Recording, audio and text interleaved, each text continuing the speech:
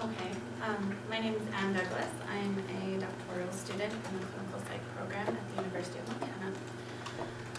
My thesis is on the lived experience of American Indian teen parents. So, statistically, there are lots of teen pregnancies within the United States. The United States has a fairly large number. How many people here just watching TV have seen ads for, I've actually watched, what is it, Teen Mom or 16 and Pregnant on MTV? Yeah. And I just saw another one last night. It was, I'm pregnant and so is my teen daughter. So moms and daughters being pregnant at the same time. So lots of reality TV around teen pregnancy. And because this is an area of interest of mine, I tend to turn them on and watch them. And I have yet to see a Native American on those shows. Surprisingly, because American Indians account for 17.3% of 18 to 19-year-old pregnancies and 21.4%. And that's just in Montana. So my study is really focused on Montana, but nationwide the pregnancy for teen American Indians is still pretty high, still around the same. So it's a little background, cultural implications. So the National Adolescent Health Information Center reports that 89% of American Indians and Alaska Natives have non-marital births between ages of 15 and 19. So like I said before, that's a pretty large number of teens getting pregnant. And they never really said like non-marital, so not married in the state. So they didn't take into consideration the cultural marriages. Sorry, can I just ask for clarification? Are you saying that almost 90%, you're saying that almost 90% of women who have babies between 15 and 19 aren't married? Is that what you're saying? Yes. Is that what that statistic says? Yes, Okay. yeah, they aren't married, but they're not considering like cultural marriages or marriages in native ways. So that's just like the Caucasian, yeah. But that's of the group that do have kids. Yes, Right. yes. And there was also identified that natives who identified with their cultural heritage seem to be highly committed to their role as a mother. And then American Indian teen parents are more likely to be in a long-term relationship, so that's kind of contradictory to the thing above, the way that the culture looks at pregnancies. And that's a big thing in the teen pregnancy world, because that's what the studies are saying, that's what the laws are stating, is that all these people are unmarried, they're single, and that's what's going on. So I decided to do a phenomenological research study. So scientific rigor, so the credibility is equal to validity, and a quantitative transferability is equal to external validity, dependability to reliability, and so on. So to ensure that I was able to get credibility in my study, I guess I'll talk about that later. I'll go on. So my study, I looked at American Indian teen parents from a Plains Indian tribe. They had to be between the ages of 13 and 19 years old and currently parenting. They couldn't be pregnant, they had to actually have their kiddo, and living on an American Indian reservation. So recruitment, I placed flyers throughout the community, and then I also used word of mouth, snowballing. I really wanted to reach all areas, so I didn't just want the teen parents who were in school. So I specifically didn't go to like school counselors or teachers or anything. I wanted to reach any teen parent that wanted to talk to me. Once I found somebody who was willing to interview, I just left it up to them. They determined what time they wanted to meet, where they wanted to meet, and I met them wherever they felt comfortable, and I provided childcare for them.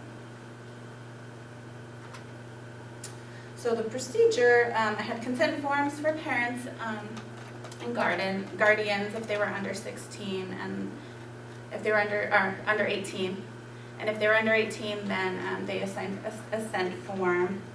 And then everybody 18 and 19 was able to consent without parents. I also collected some demographic information, their sex, race, age, if they lived on or off the reservation, their grade in school or if they had dropped out, their parents, if their parents were teen parents or not,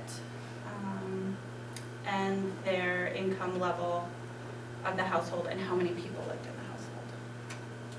So the interviews were one-on-one. It was just myself and the interviewee. They took between 30 to 90 minutes long and they were recorded.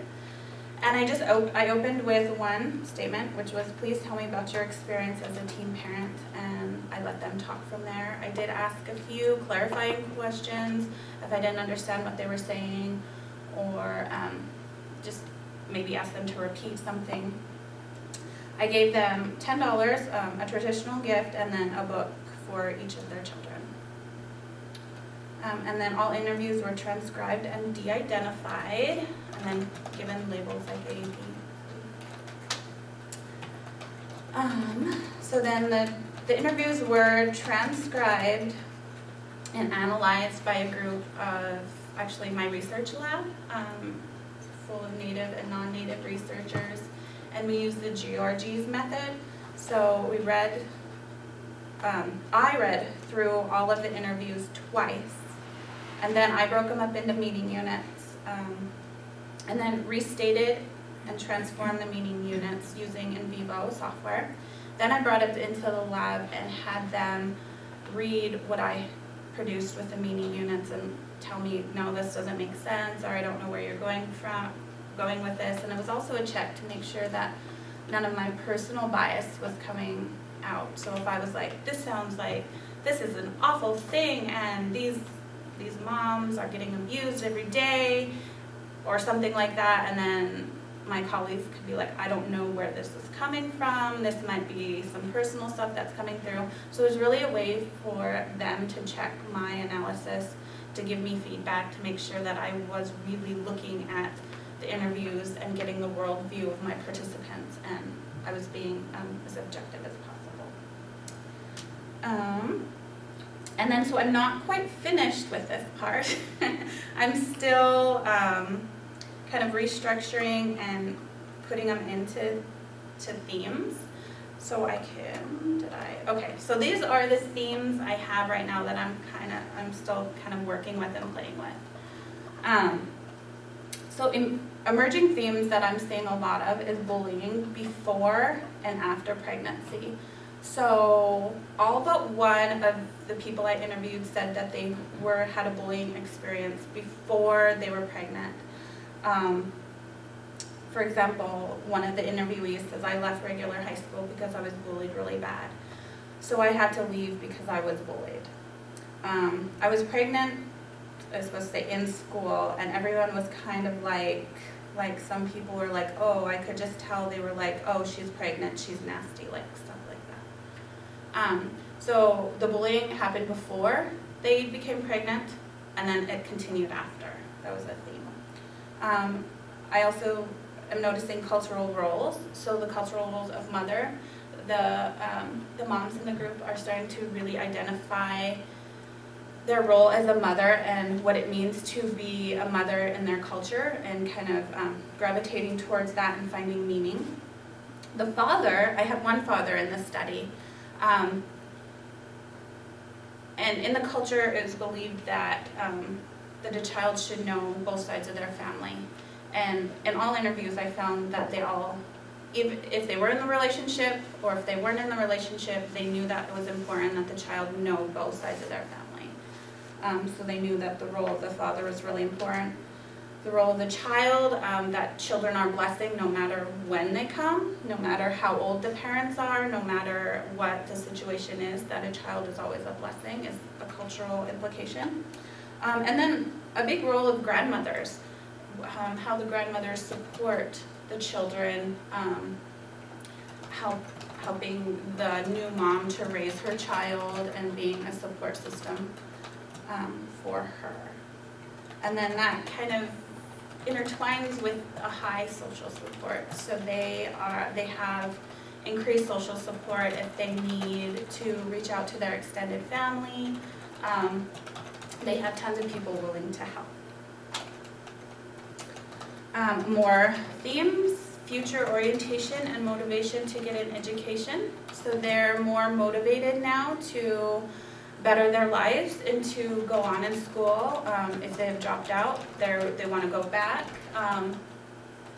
Two of the people received a GED, two graduated from high school.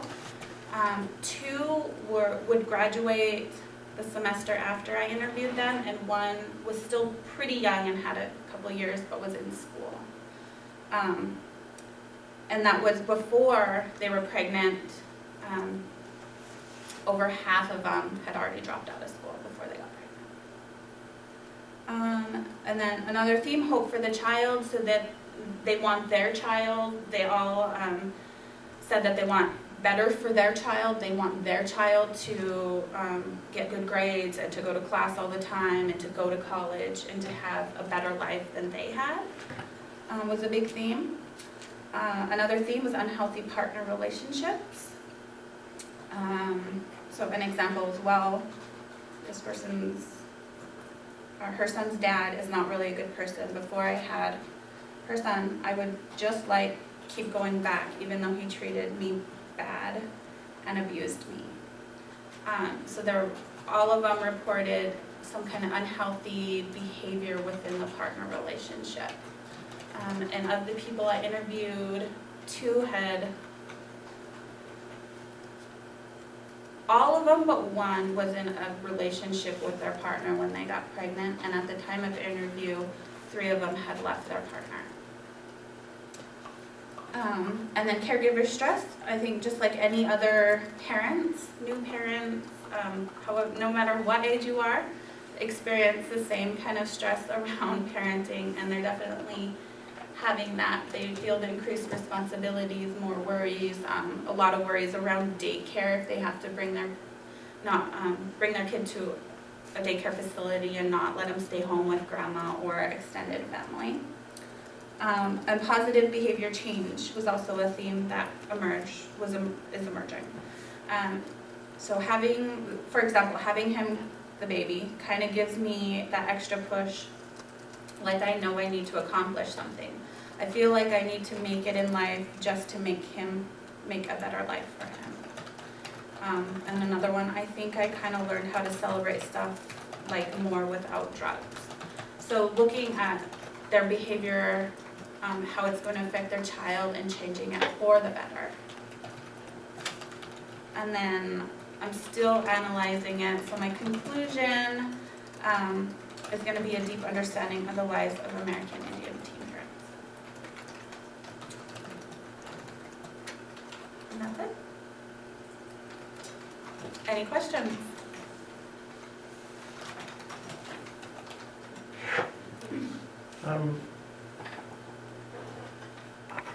So how do you have any sense of how